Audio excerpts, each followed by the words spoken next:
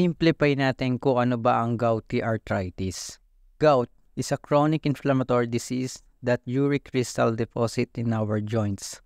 Ibig sabihin lang nito, yung uric acid nagde-deposit sa ating mga joints na nagkukos ng pain. At katagalan, it can lead to arthritis. So that's why we call that gouty arthritis. So paliwanag uli natin kung bakit nagkakaroon ng gout. Una sa lahat, normal talaga na may uric acid tayo sa katawan. Ilalabas to sa pag-ihi. Pero yung una talaga, yung purine. Itong purine na to is component to ng nucleic acid natin. Kailangan para mabuo yung DNA natin and RNA natin.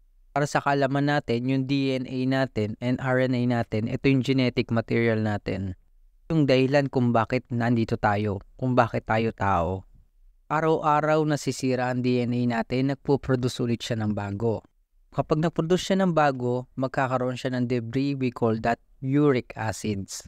Uric acid na ito, ilalabas to sa pag-ihi. Dahil hindi to kailangan ng katawan natin. Yan yung normal na proseso. So pag meron kang gout, mataas yung purine natin dahil sa mga kadahilanan na ito. Kain ka ng kain ng purine-rich foods like example, organ meat, yung mga laman loob, yung mabubutong pagkain, yung mga shellfish, papataas ng ating purine. Kapag mataas ang purine, mataas ang nucleic acid, mas mabilis yung DNA RNA decomposition, tumataas yung producing ng uric acid. So that's why it can lead to uric acid formation. Maas yung uric acid, tataas yung uric crystals, pwede itong tumambay sa mga joints natin.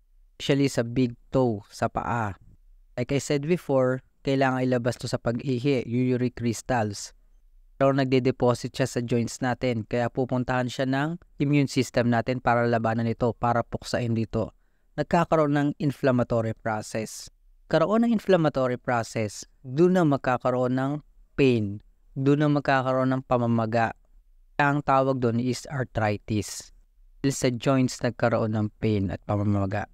Short, tumaas yung purine natin. Dahil sa pag-intake natin ng matataas na purine-rich foods, tumaas yung uric acid. Pag tumaas yung uric acid, tumaas yung uric crystals, nag-deposit sa joints. It can lead to arthritis dahil pupuntahan siya ng antibody natin para puksain yung uric crystal. Kung nakakalito, pero talaga ito yung pinaka-detailed by detailed kung ano talagang dahilan kung bakit tayo nagkakagout. So, si doctor mag-order ng diagnostic test, especially yung blood test. Pag mataas yung uric acids natin, meron ka ng gout. Attention naman, syempre, kung matakaw ka sa mga purine-rich foods, like I said before, bawasan mo siya. Treatment sa gout, madali siyang gamutin kung talagang susunod ka. Kapag masakit, dahil napakasakit talaga ng gout, pulsating pain, pumupulso yung sakit niya, bigyan natin ng pain reliever, especially NSAIDs. Number 2, pag meron kang gout attack o namamagayan, binibigyan niya ng tinatawag natin na colchicine. Number 3, uricosuric agent. Example ito is probenecid. Sobrang uric acid, ilalabas to sa pag-ihi. Lastly, increased uric acid, we give xanthine oxidase inhibitor. Example of this is allopurinol. Familiar naman tayo kung meron tayong gout, yung allopurinol.